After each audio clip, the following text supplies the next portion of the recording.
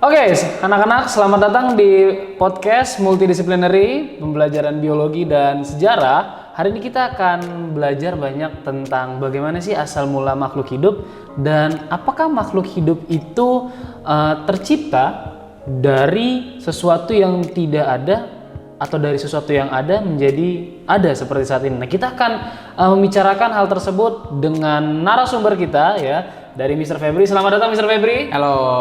Oke, Mr. Febri. Mr. Febri boleh mungkin memperkenalkan sedikit nih. Namanya siapa? Terus kenapa Mr. Febri bisa capable untuk membahas tentang hal ini yang mau kita diskusikan tentang asal mula makhluk hidup? Oke, ya nama saya Febri. Saat ini mengajar di Sekolah dan Harapan LV dan sedang studi lanjut di UPH. Kenapa? Alasannya sebenarnya tidak layak ya, tapi ini merupakan pergumulan saya yang terus-menerus sejak lulus S1 yang membicarakan mengenai asal muasal daripada makhluk hidup. Oke, menarik ya. Jadi memang ini adalah sebuah pergumulan yang memang Mr. Febri juga mau untuk anak-anak lihat dan memang anak-anak juga bisa belajar banyak hal dari hal ini juga di topik kita tentang asal-usul makhluk hidup itu sendiri. Betul. Oke, mungkin kita mulai dari tujuan Mr. Febri. Sebenarnya tujuannya apa sih kita membuat podcast ini? Secara simpel aja tujuannya Ya, apa? jelas ya. Yang pertama daripada multidisciplinary, kita sudah tahu podcast ini tujuannya untuk membekali sedikit mengenai konsep daripada evolusi dan asal muasal makhluk hidup. Biar nggak liar, Sir. Oke, nggak liar ya? Liar, betul. Maksudnya liar ini gimana? Ya, banyak sekali filsafat-filsafat yang mempengaruhi definisi daripada evolusi itu sendiri. Oke, Makanya kita mau sedikit bahas nih. Nanti lebih lanjut mereka akan gali. Oke, jadi memang supaya anak-anak juga tahu ya, yang mana yang benar, mana yang salah. Jangan-jangan yang selama ini mereka pikirkan tentang apa tadi, Mr. Febri bilang evolusi ya? Iya. Evolusi, jangan-jangan evolusi yang mereka maksud dengan evolusi yang memang kalangan akademisi ketahui itu justru berbeda, karena selama ini kita sendiri juga mungkin terjebak di dalam pola pikir yang salah tentang evolusi itu sendiri ya Mister ya? Ya. Oke, mungkin saya mulai dengan pertanyaan dulu deh Mister. Biasanya kan segala sesuatu dimulai dari pertanyaan. Oke, pertanyaannya adalah menurut Mister dari sudut pandang sains, berarti kan Mister mengajar biologi, berarti kan tahu sudut pandang sains ya. Dari sudut pandang sains itu bagaimana sih melihat teori evolusi itu sendiri Mister?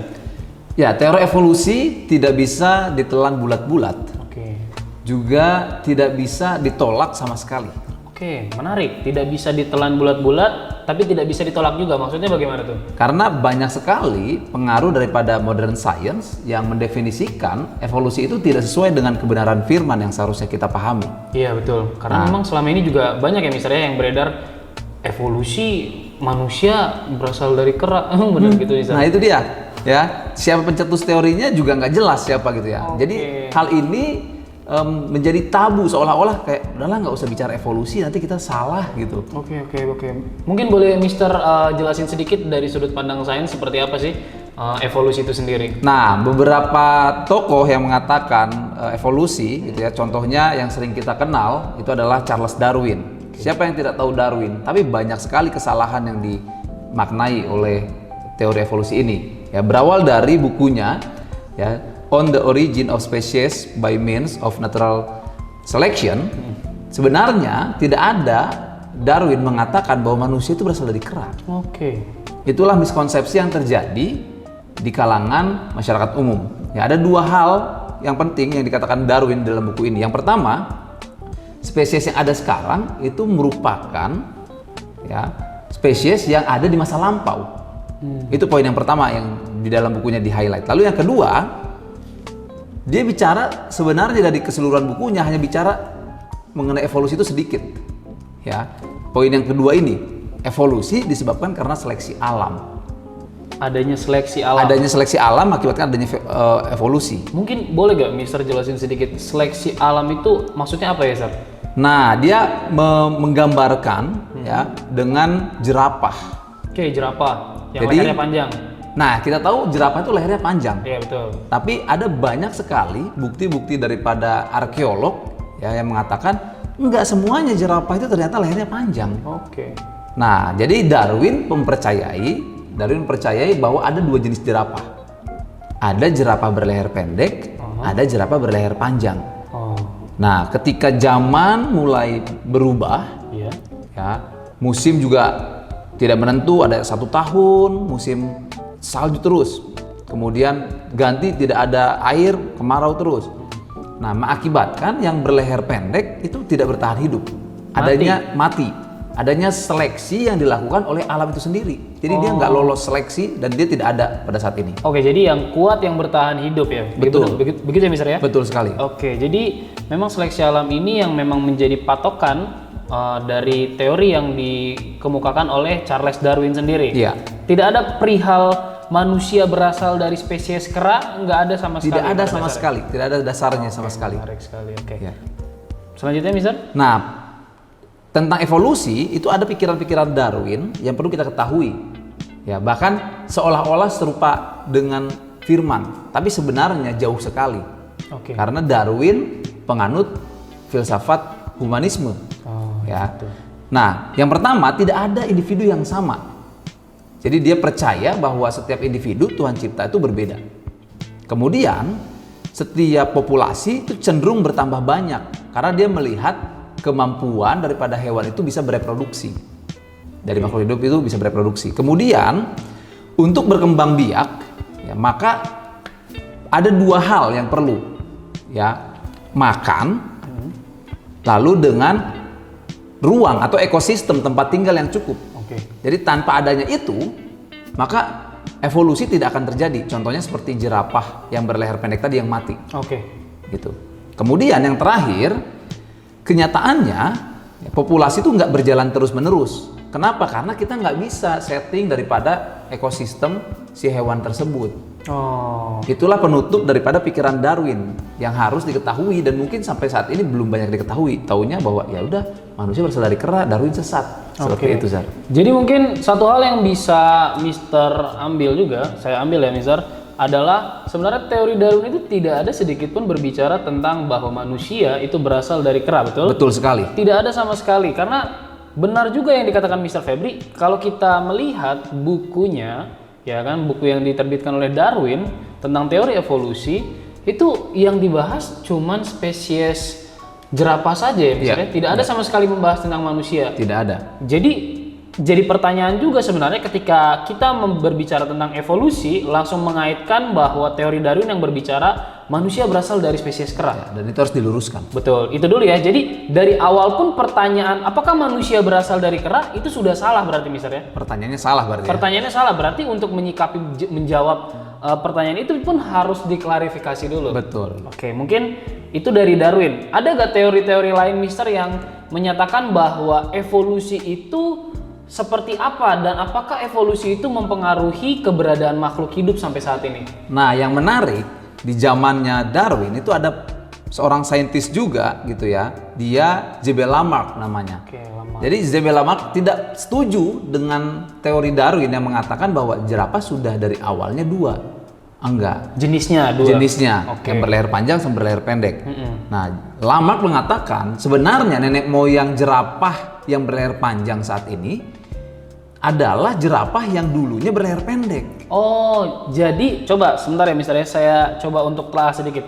Kalau Darwin mengatakan ada 2 spesies jerapah, Betul. yang pendek dan panjang. Betul. Sehingga ketika pergantian musim yang pendek hilang Punah. karena tidak mampu bertahan hidup. Betul sekali. Karena pada zaman dahulu mungkin tumbuhannya itu di atas semua ya kan, karena jerapah kan herbivora, pemakan tumbuhan. Jadi makan yang bisa mengambil makanannya adalah jerapah-jerapah yang lehernya panjang saja. Betul sekali. Sedangkan Lamarck sendiri itu mengatakan bahwa cuman hanya ada satu jenis jerapah saja yang berleher pendek pada awalnya. Pada awalnya. Oke, jadi nenek moyang jerapah itu dahulu leher pendek Betul menurut sekali, Lamarck. menurut Lamarck. Oke, thank you, Mister. Dari Lamarck ya terkenal dengan teori use and disuse. Jadi apa itu maksudnya use and disuse gitu ya? Lehernya pendek, ikut tumbuhan, kemudian dia akan gunakan lehernya untuk terus menjangkit si pohon ini. Oh, menarik. Berlangsung beberapa lama, beberapa tahun, Ya. sehingga lehernya panjang, lalu dia akan bereproduksi, melahirkan anak yang lehernya lebih panjang. Oke. Cukup menarik. Yang jadi pertanyaan adalah berarti misalkan sama halnya seperti manusia misalkan. Katanya kan kalau dia gelantungan tangannya bakalan atau badannya akan panjang juga. Betul sekali. Mirip konsepnya seperti itu berarti Iya, Mister ya? main basket sana biar lebih tinggi. Betul. Nah, itu gimana tuh? Nah, saya pun ketika menggumuli ini, ketika lulus kuliah gitu ya, teori macam apa ini? Oke. Gitu ya, teori macam apa ini? Sepertinya nggak seperti itu harusnya. Ketika kita terus-terusan memanjangkan lengan kita, terus karena sering digunakan, masa lebih panjang?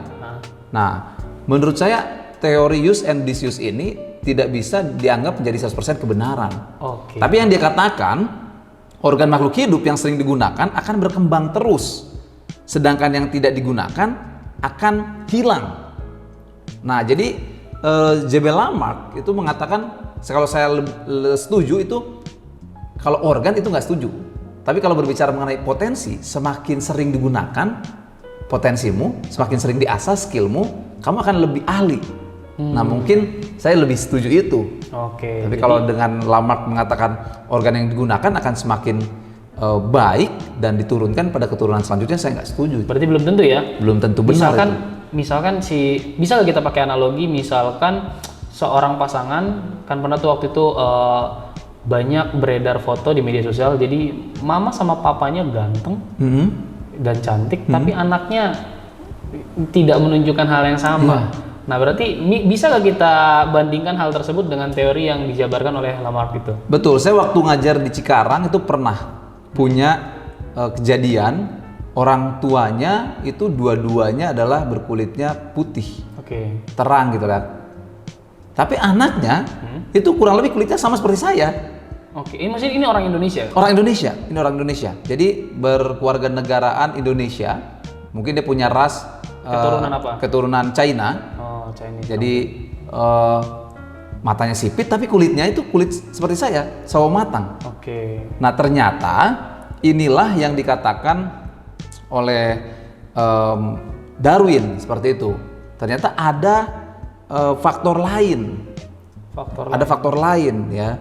Nah, yang menariknya teori J.B. Lamarck itu langsung dibantai oleh August Weismann.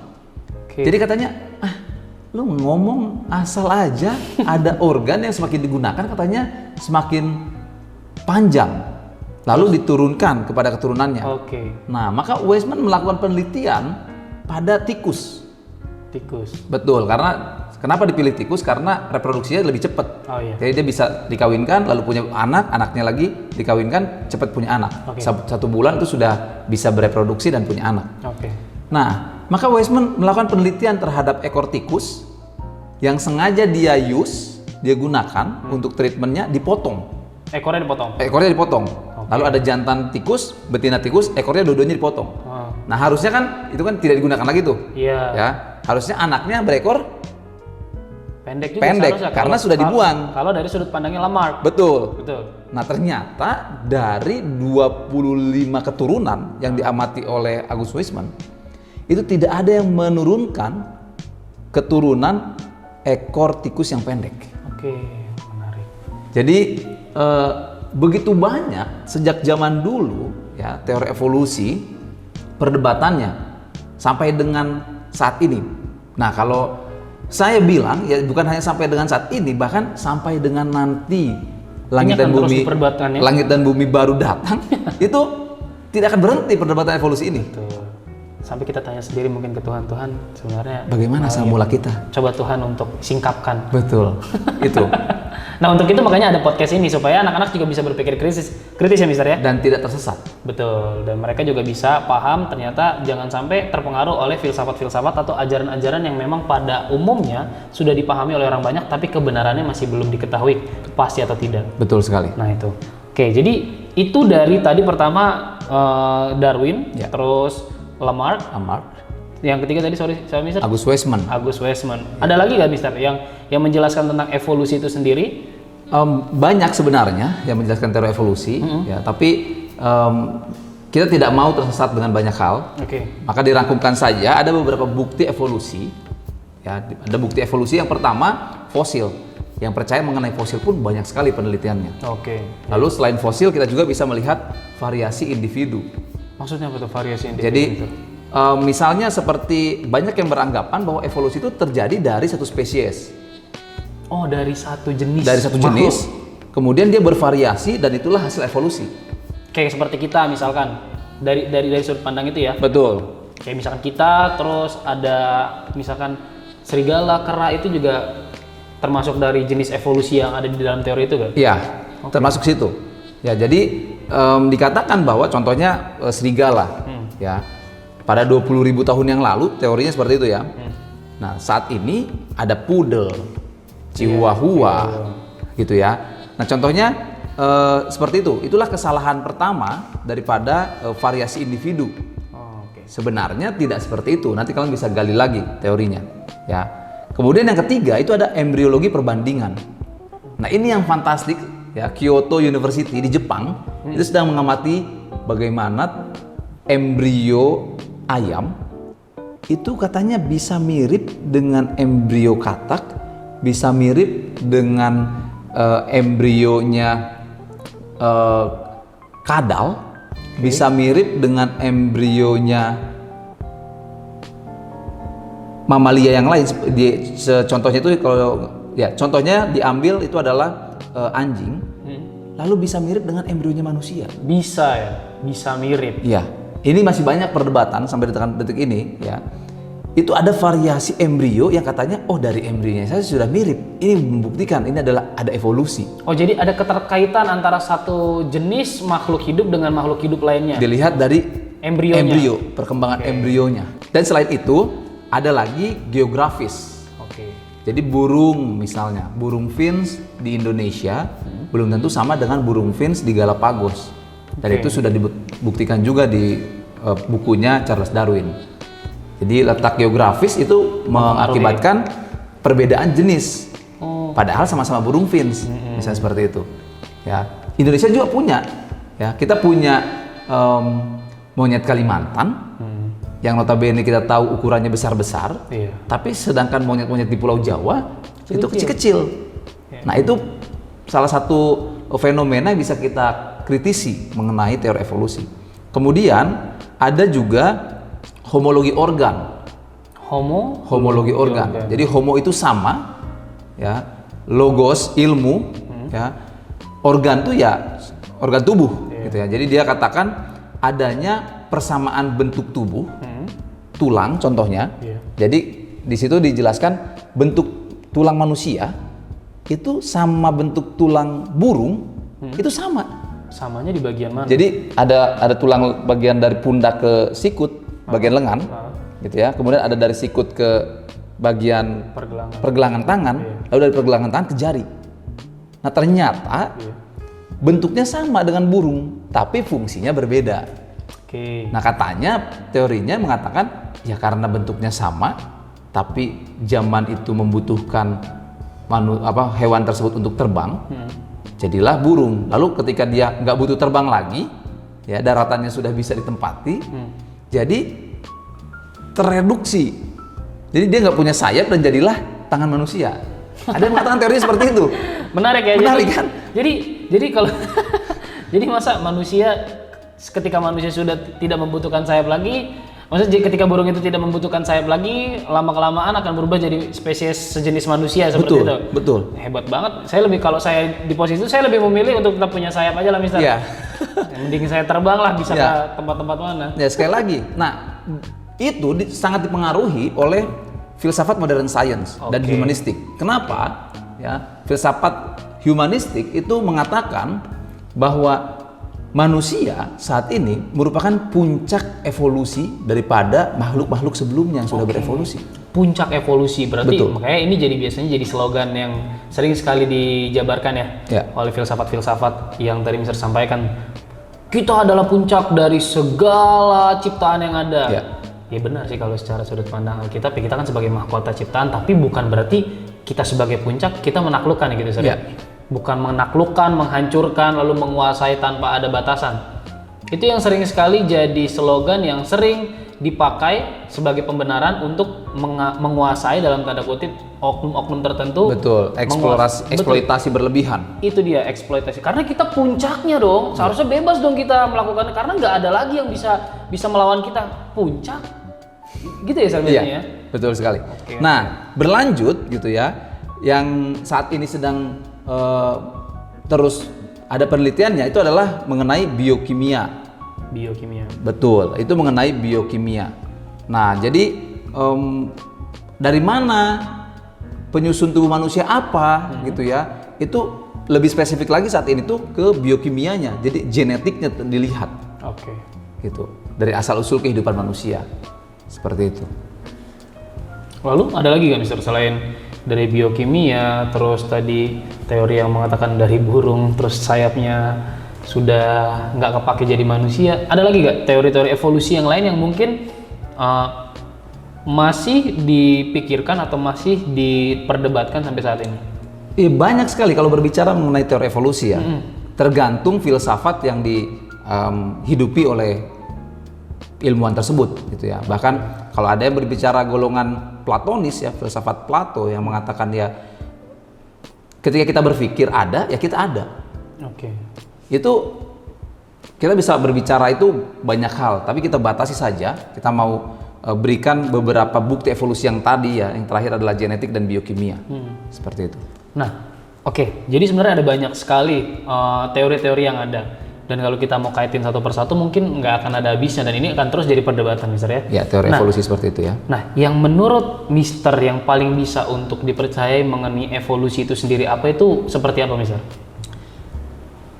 Saya pun masih terus bergumul sampai saat ini ya, ketika kebenaran saat ini ya tidak menjadi kebenaran di masa yang akan datang. Nah, ini yang sangat mengerikan.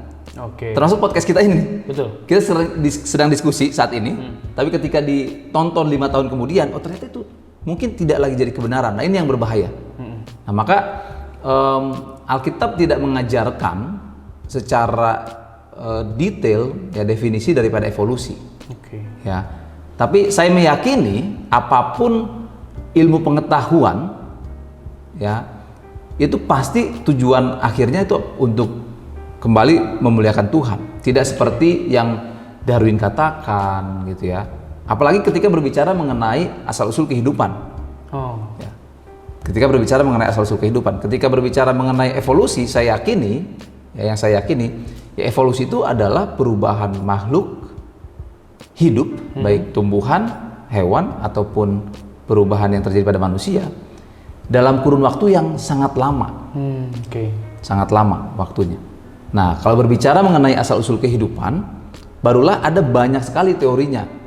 Tentu landasannya bisa mengenai evolusi. Contoh mengenai teori abiogenesis. Abiogenesis. Betul. A itu tidak. Bios itu makhluk hidup. Genesis itu kejadian, penciptaan. Oke. Jadi dia katakan, ya menyatakan bahwa makhluk hidup itu berasal dari makhluk yang tidak hidup. Ini sangat menarik logika berpikirnya. Ya, dengan gejala generatio spontan, jadi kejadian yang spontan, Boleh tahu? tanpa ada rencana gitu ya. Coba boleh dijelasin sedikit Mister? Menariknya, ya filsafat pada zaman dulu, ya kita tahu ya Socrates punya murid yang namanya Aristoteles. Betul. Nah, Aristoteles ini ya dikenal sebagai filsafat yang mengutamakan scientific method, ya. Dia akan membuktikan terus-menerus dari mana asal kehidupan manusia. Ya, dari sains tersebut dia katakan ternyata makhluk hidup itu berasal dari benda yang tak hidup awalnya. Dari benda yang Tidak hidup. mati berarti? Betul. Secara garis besar sebenarnya yang dikatakan oleh firman pun demikian ya. Karena Adam kita tahu dicipta dari Tanah, debu tanah. debu tanah. Betul. Dari Adam yang hidup ternyata sumbernya itu tak hidup. Iya. Gitu ya. Tapi pemikiran Aristoteles tidak berhenti dari sampai situ doang. Oke. Karena dia tidak mempercayai bahwa Allah penciptanya itu adalah Allah Bapa, Allah Anak, dan Allah Roh Kudus. Dia hanya mengatakan, ya ada yang mencipta dunia ini, ada yang mencipta.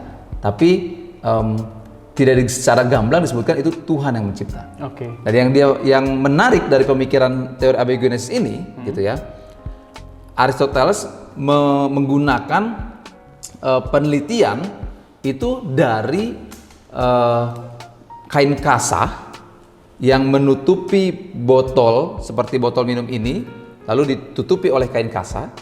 Nah, kemudian di dalamnya itu ada potongan daging. Oh, di dalam kain kasa itu ada potongan daging. Betul. Daging Jadi, apa? Daging, ya, daging makhluk hidup. Betul, daging makhluk hidup, daging segar dimasukkan ke dalam botol, kemudian ditutup oleh kain kasa. Beberapa lama kemudian ternyata terdapat larva. Oke. Ada ulat-ulat dan lalat di dagingnya. Oke. Inilah yang menyimpulkan bahwa, nah bener kan, ada kehidupan di dalam botol itu. Dari mana? Ya dari benda yang tak hidup, dari daging itu. Oke, tapi kalau kita lihat secara logika, sebenarnya larva yang lahir itu atau yang muncul itu kan berasal dari organ sesuatu yang pernah hidup. Tapi sekarang sudah tidak hidup. Iya, betul. Betul. Tapi yang jadi pertanyaan adalah ketika organ itu mati, kan ada sesuatu yang masih hidup di dalam organ itu. Kalau kita tahu ya misalnya, kalau misalkan kita mati kan nggak tiba-tiba langsung nggak berguna seperti kayu, pasti ada sesuatu, entah itu virus, bakteri. Betul. Pada zamannya dulu, itu kita kan bisa mengucapkan seperti itu karena ada perkembangan sains sama pengaruhi. Betul, ya. Kita sudah tahu perkembangan kedokteran medis yang sudah canggih sekarang ini. Pada saat dulu Aristoteles itu nggak berpikir seperti itu. Itu zaman-zaman sebelum Masehi. Betul sekali. Jadi dia berpikirnya bener nih. Dari yang nggak hidup tuh dagingnya ada yang berkeriapan, ada makhluk hidup ternyata di sana. Oke. Didukung oleh Antony van Leeuwenhoek. Nah, kalian tahu pastinya siapa tokoh ini gitu ya. Tokoh ini merupakan penemu mikroskop. Jadi penemu awal mikroskop itu mendukung pemikiran daripada Aristoteles.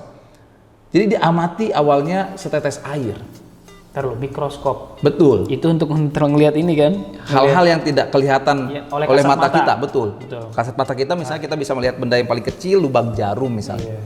Nah, tapi Antony van Leeuwenhoek bisa menemukan ada zat yang berkeriapan di setetes air dan dia katakan, nah bener kan? Jadi air itu kan benda tak hidup. Iya. Ternyata di dalamnya ada yang berkeriapan dan itu adalah makhluk hidup. Nah, berarti benar yang tadi saya katakan, Mister. Ternyata daging pun sebenarnya kalau kita nggak sadar, seandainya pada masa itu ada mikroskop. Kalau dilihat lebih detail dan jeli pun kita sadar ada sebenarnya di daging itu ada makhluk hidup kan? Betul sekali. Oke. Bayangkan ya, sejak tahun 300-an pemikiran Aristoteles ini sudah diperdebatkan. Oke. Mikroskop baru ditemukan abad ke-17.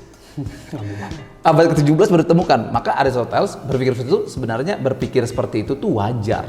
Oh, iya. Menurut saya berpikir seperti itu wajar. Betul. Nah, Antony van Leeuwenhoek mendapatkan sari pikiran daripada Aristoteles dan dia mendukungnya bahwa dari air ada kehidupan. Bayangkan ratusan tahun sebelum Masehi, ya Aristoteles sudah mengatakan. Tahun 300-an diperdebatkan oleh banyak pemikir. Kemudian abad 17 sampai dengan detik ini, dari mana asal suatu kehidupan sampai dengan kita buat podcast seperti ini. Iya. Nah, itu dari teori abiogenesis ya, ada Aristoteles dan Antony van Leeuwenhoek, dua tokoh besar ini. Jadi ini dua ini saling mendukung ya? Saling mendukung ya.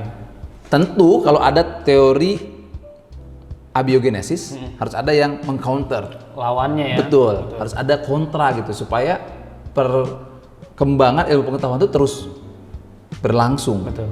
Nah, ada yang namanya teori biogenesis. Bios makhluk hidup, genesis kejadian. Oke. Nah, siapa saja tokohnya? Tokohnya itu ada yang terkenal adalah Francisco Redi. Oke. Apa yang dilakukan? Ya, dia mematahkan ya percobaan yang dilakukan daripada Aristoteles yang makhluk hidup berasal dari daging yang mati. Nah, dia lakukan 3 toples. Toples yang pertama diisi daging lalu dibiarkan terbuka. Toples yang kedua sama persis yang dilakukan oleh Aristoteles. Ada daging di dalam toples ditutup oleh kasa. Oke. Lalu dia buat toples yang ketiga. Daging tersebut dalam toples lalu ditutup rapat. Hasilnya ternyata ya, hasil yang kedua sama persis dengan yang dikatakan oleh Aristoteles.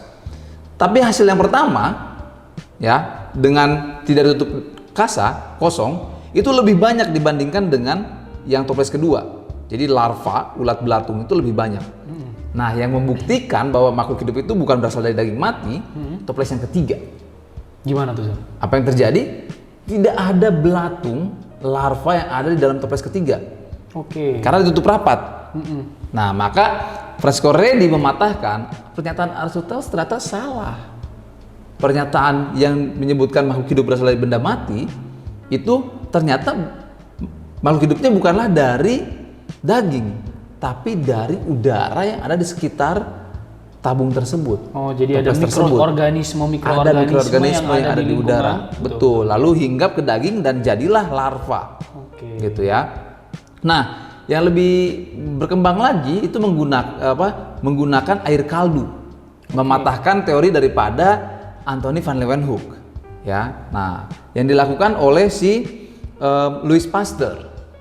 Nah, jadi dia lakukan ya air kaldu dengan tabung berleher angsa. Ya, kemudian yang satunya itu dipanaskan. Lalu yang satunya tidak dipanaskan. Nah, didapatkan bahwa makhluk hidup yang terdapat di dalam air yang tidak dipanaskan itu ternyata sama juga berasal dari udara.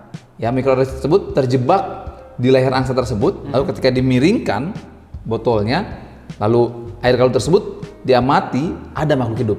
Sedangkan yang dipanaskan dan disumbat, ya, dipanaskan itu disterilisasi. Oke.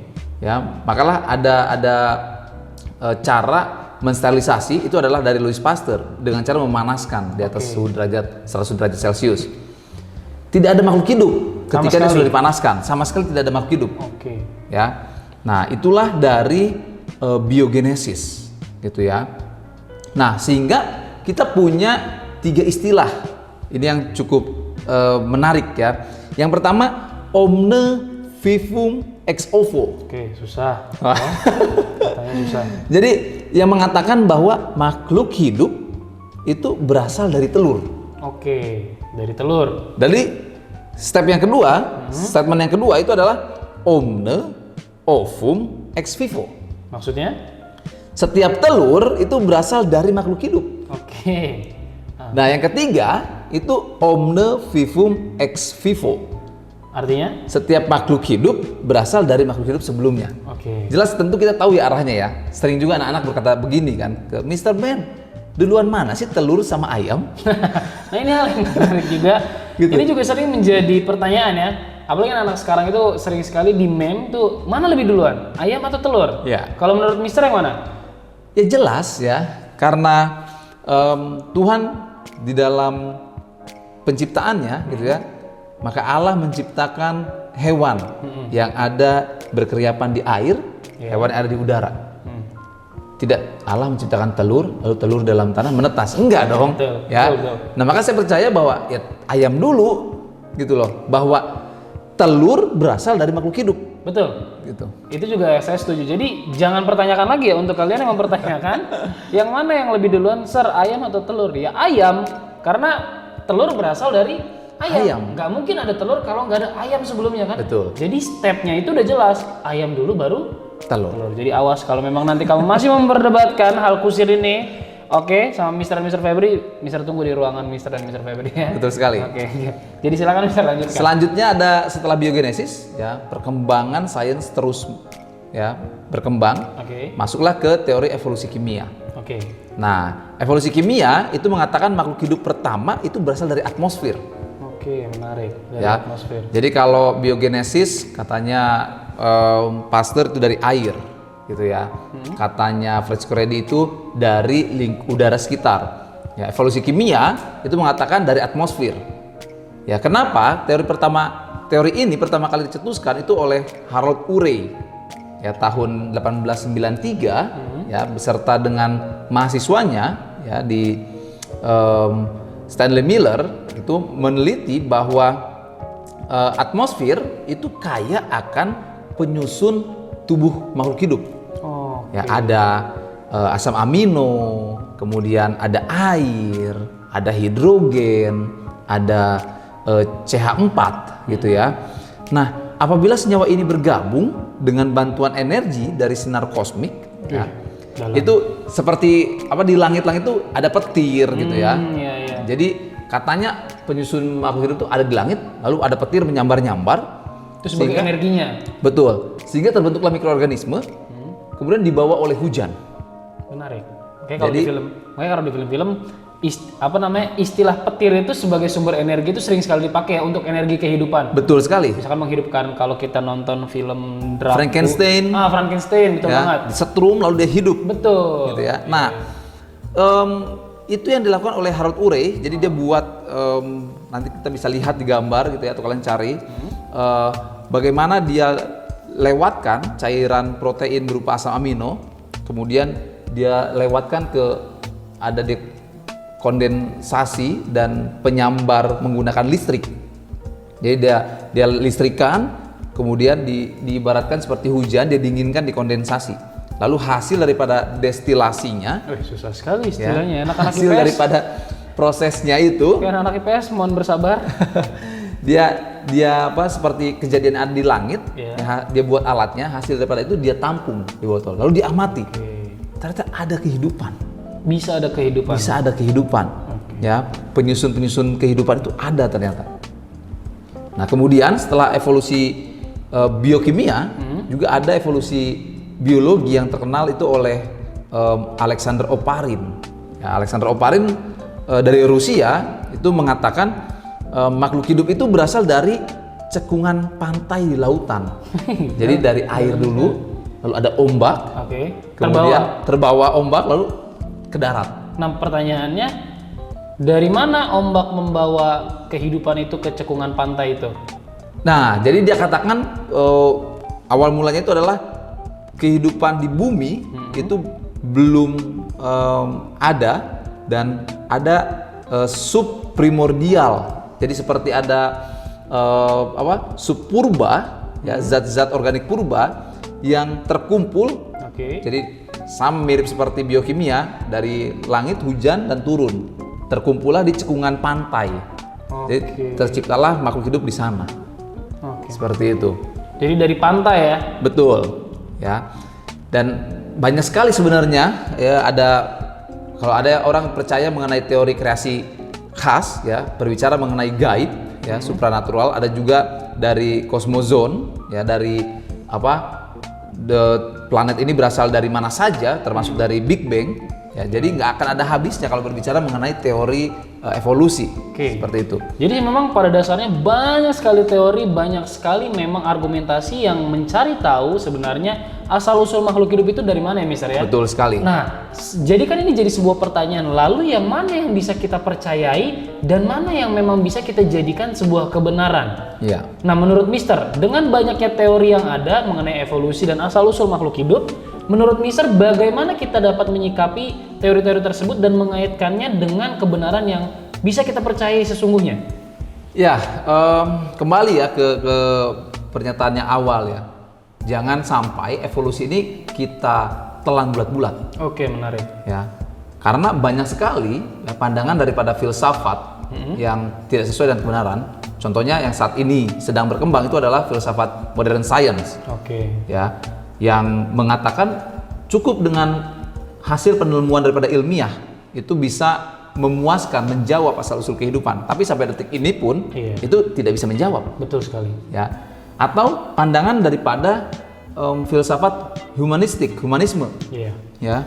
Humanism filsafat, filosofi daripada humanisme ini itu mempercayai bahwa saat ini manusia itu merupakan evolusi tertinggi.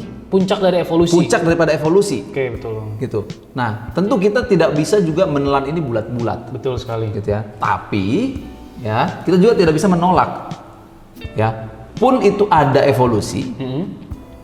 Pasti evolusi ini digunakan Tuhan ya untuk adanya variasi. Saya percaya bahwa evolusi itu ada. Tapi bukan seperti yang dikatakan oleh makroevolusi. Ya, evolusi itu ada dari satu hewan mengakibatkan adanya perbedaan. Ya, nah ini yang sering juga salah ya di kalangan kita ya, keliru bahwa dari mana sih evolusi itu muncul gitu ya, ada asal mulanya. Seperti halnya misalnya serigala gitu ya, katanya serigala itu ada dan bukti evolusinya itu sampai sekarang itu Chihuahua misalnya. Nah, saya percaya evolusi ini dijadikan oleh Tuhan itu untuk menciptakan adanya variasi seperti awal penciptaan. Alam mencipta itu bervariasi, ya, hewan-hewan di udara, hewan-hewan di air, hewan-hewan di darat. Kan tidak mungkin ya alam menciptakan dari awal anjing Chihuahua. Betul sekali. Ya, kebayang ya kalau misalnya dari awal pudel Chihuahua itu sudah ada di zaman Adam, gitu ya. Nah, maka apa yang terjadi pasti akan diburu gitu ya. Betul. Akan diburu oleh misalnya kalau kita percaya adanya T-Rex seperti itu ya. Betul. Bagaimana Chihuahua bisa bertahan hidup di tengah-tengah kondisi lingkungan yang pada saat itu sangat mencekam ya? Betul. Kadang dia 1 tahun hidup di zaman es gitu ya. Dia pasti nggak mungkin. Betul, pasti nggak mungkin. Maka Allah menciptakan evolusi itu pun untuk menyatakan eksistensi dia, betul, menyatakan kreativitasnya Allah itu sendiri, gitu ya. Dan saya percaya evolusi ada, evolusi ada, ya. Evolusi terjadi, tapi sifatnya mikro. Jadi ada mikroevolusi yang mengakibatkan adanya variasi daripada makhluk hidup itu sendiri. Tapi memang sejak awal sudah diciptakan seperti itu. Jadi memang pada dasarnya evolusi itu bukan berangkat dari nol. Nah, itu dia. Tapi evolusi itu berkembang dari 1 menuju 7 atau 8 sampai saat ini. Jadi mungkin kalau kita kaitkan dengan sejarah juga ya Mister ya. Jadi di sejarah kita mengenal dengan masa-masa di mana manusia praaksara, sekali lagi praaksara bukan prasejarah, itu praaksara sebelum mengenal tulisan itu, pertama-tama mereka ada itu mereka sifatnya itu bertahan hidupnya dengan cara berburu dan meramu. Jadi memanfaatkan lingkungan yang ada di sekitar mereka untuk mempertahankan hidupnya. Jadi ketika mereka melihat ternyata di lingkungan mereka sudah tidak cukup sumber daya yang akan memenuhi kebutuhannya, mereka berpindah. Makanya kita mengenal istilah nomaden. Berpindah-pindah tempat. Betul. Nah, tapi lama-kelamaan mereka berkembang, ya kan, mengalami evolusi dalam tanda kutip, pengembangan lambat laun. Itu mereka mulai membuat sebuah komunitas peradaban, dan di peradaban tersebut tidak lagi berburu dan meramu, tapi mereka mulai memanfaatkan dan mulai bercocok tanam. Jadi memanfaatkan alam sekitar tidak hanya dihabis pakai, tapi dikembangkan lebih lagi dan bisa diolah lebih baik lagi ke depannya. Lalu setelah itu mulai bisa membuat sebuah benda-benda dari besi, terus dari perak, dan kita kenal dengan istilah atau zaman perundagian. Jadi memang ada pengembangan-pengembangan. Jadi saya pun percaya dari sudut pandang sejarah melihat bahwa evolusi ini terjadi bukan adanya sesuatu yang muncul dari 0 menjadi 5 atau 0 menjadi 1, tapi memang dari 1 yang memang sudah Tuhan ciptakan dari awal, lalu kita sebagai manusia itu berkembang terus-menerus, dan bahkan kalau bisa dikatakan lagi katanya sekarang revolusi industri 4.0 ya misalnya, dengan banyaknya era digital yang sudah berkembang sekarang, bisa saja nanti kita lebih hebat lagi ke depannya. Mungkin hari ini mobil masih jalannya di darat, bisa aja 10 sampai 20 sampai 50 tahun ke depan mobil sudah anti gravitasi. Berarti intinya ada starting point. Betul. Starting pointnya not zero, bukan dari 0. Ya, tapi harus dari starting pointnya tuh ada nilai 1. Ya, dan nilai 1 ini terus berkembang menjadi sampai dengan saat ini. Betul sekali. Seperti itu ya. Ya memang karena dari awal penciptaan Allah telah mencipta kita tuh memang bernilai. Betul. Ya, image of God. Ya, kita dicipta memang sudah bernilai, bukanlah dari ketiadaan kita ada. Bukanlah dari yang benda mati gitu ya, atau dari air gitu ya, atau dari langit gitu ya. Iya, kita juga harus sadar bahwa memang yang cuman bisa menciptakan sesuatu yang dari 0 itu bukan alam ini. Karena alam ini pun tercipta karena ada sesuatu yang menciptakan. Jadi pada dasarnya kebenaran yang harus kita jadikan fondasi atau dasar yaitu adalah Tuhan yang menciptakan alam semesta, salah satunya adalah manusia juga, yang menjadi asal-usul makhluk hidup yang memang hanya bisa menciptakan dari 0 ya Tuhan saja. Creatio ex nihilo itu memang hanya dari Tuhan, bukan karena tercipta karena ketidaksengajaan atau misalkan dari benda mati yang tadi Mister sampaikan dengan teori-teori evolusi yang memang coba untuk dijabarkan oleh beberapa saintis ya. Iya, menarik sekali Mister ya. Betul. Nah, ini yang perlu kalian juga terus lakukan gitu ya, terus hidupi. Karena 10 tahun kemudian mungkin kalian sudah jadi profesor. Betul. Ya, sudah menjadi para saintis. Betul sekali. Ya. Itu kalau tidak memegang ya standar kebenaran yang sesuai dengan firman daripada penciptaan itu, maka ya untuk apa? Pasti kalian akan dipengaruhi oleh filsafat modern science, filsafat humanisme gitu ya. Akan banyak sekali pemikiran-pemikiran yang membuktikan tidak perlu Allah. Betul. Tidak perlu Allah ya. Contoh yang paling menarik saat ini itu adalah perkembangan di Jepang ya. Kyoto University sudah mulai sejak beberapa tahun terakhir ini ya, 5-10 tahun terakhir ini mengembangkan sains. Dan sudah state di awal gitu ya bahwa tidak ada yang namanya Tuhan. Tapi Jepang baik-baik saja gitu ya. Betul. Dan ya evolusi yang merupakan materi yang sangat menarik, banyak sekali yang bisa kita bahas. Betul. Ini mungkin hanya beberapa menit mungkin udah lebih dari 30 menit besar ya. Tapi kalau kita lanjutkan mungkin dengan sudut pandang yang berbeda lagi, misalkan dari kita ajak beberapa guru ya kan. Vina misalnya Vina misalkan untuk menjelaskan biblical worldview seperti apa, ini mungkin akan lebih menarik lagi. Nah, jadi sebenarnya apa sih yang mau kita sampaikan, misal kesimpulannya apa dari sebenarnya podcast yang mau kita dan sedang kita buat saat ini? Ya, tentu kesimpulannya ya, kita melihat setiap teori evolusi itu harus dikritisi. Betul. Ya, dikritisi. Contohnya tadi pemikiran daripada Darwin yang seolah-olah serupa dengan kebenaran firman, tapi apa dibalik itu gitu ya. Tentu kita juga tidak merasa tabu atau takut salah atau asing ketika berbicara mengenai evolusi. Betul. Ya, karena evolusi itu ada. Betul. Dan Tuhan memakai evolusi gitu ya untuk ya tadi menciptakan makhluk hidup yang bervariasi. Betul. Seperti itu. Dan kita tetap harus meletakkan setiap standar kebenaran itu berdasarkan firman. Tidak mencari tandingan daripada Allah itu sendiri. Seperti yang disampaikan di Ulangan 29 ayat 29 gitu ya. Apa yang disingkapkan Tuhan untuk kita ketahui, ya mari kita gali, kita nyatakan bahwa itu kembali untuk memuliakan Tuhan. Tapi apa yang tidak disingkapkan, biarlah itu menjadi rahasia yang diketahui oleh Allah itu sendiri. Dan kita tidak perlu kontra atau melawan daripada apa yang telah dinyatakan daripada Allah. Untuk itu makanya sebenarnya tidak salah kita ingin tahu banyak hal ya misalnya. Tidak salah. Keingintahuan itu tidak masalah. Tapi kamu harus punya standar yang benar seperti apa. Tujuan kamu untuk melakukan keingintahuan itu apa sebenarnya? Kalau memang kamu ingin mencari tahu dengan tujuan menghancurkan kebenaran yang memang selama ini benar, yaitu Alkitab sendiri, motivasinya sudah salah. Tapi kalau memang kamu misalkan selalu ingin tahu dengan banyak hal, terkhusus dengan topik kita kali ini ya, asal mula makhluk hidup dengan teori evolusi, dan tujuannya untuk mengenal Allah lebih jauh lagi, ya kan, lebih dalam lagi dan memuliakan Dia, itu adalah sebuah motivasi yang benar. Jadi tidak salah kamu mengetahui banyak hal, it's okay, tapi kamu harus tahu kamu itu berada di kacamata yang seperti apa. Bagaimana kamu memandang, lensa apa yang kamu pakai. Itu yang menjadi pola pikir dan inti dari diskusi kita ya Mister ya. Betul sekali. Jadi harapan Mister, kamu di era digital seperti ini, generasi kamu adalah generasi yang luar biasa dan memang harus kritis dalam menghadapi sesuatu. Nah, Mister mau dan Mister Febri sudah melakukan podcast ini dengan tujuan men-trigger kamu.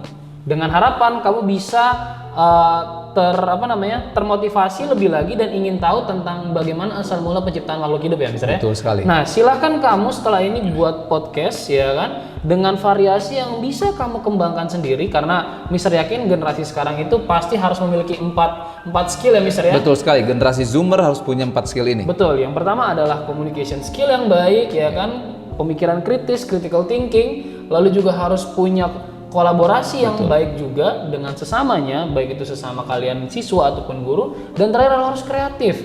Nah, 4 hal ini harus benar-benar kamu kembangkan dan bisa kamu manfaatkan dan lakukan melalui podcast yang sedang kita bahas nanti dan kamu akan buat juga. Jadi harapannya kamu bisa mengembangkan setiap potensi yang kamu miliki ya kan, dengan menggali lebih dalam lagi pengetahuan yang kamu punya, sehingga menghasilkan sebuah kontribusi yang bermanfaat bagi komunitas yang bisa dan mungkin bisa jadi ya, topik yang kalian bahas itu menjadi viral ya, mencerdaskan masyarakat umum dan membuat masyarakat itu nggak jadi takut ketika bicara mengenai evolusi. Betul, karena memang selama ini topik ini agak tabu dan memang selalu dikait-kaitkan dengan enggak pasti bertentangan dengan agama ini dan lain sebagainya. Ada banyak sekali hal yang memang menjadi pro dan kontra. Betul, tapi satu hal yang kamu harus ingat, ya kalau kamu punya motivasi yang benar ya kan, dan kamu bisa menyampaikannya dengan baik dengan communication skill yang benar itu sendiri, seharusnya kamu bisa berkontribusi banyak di lingkungan. Iya. Oke.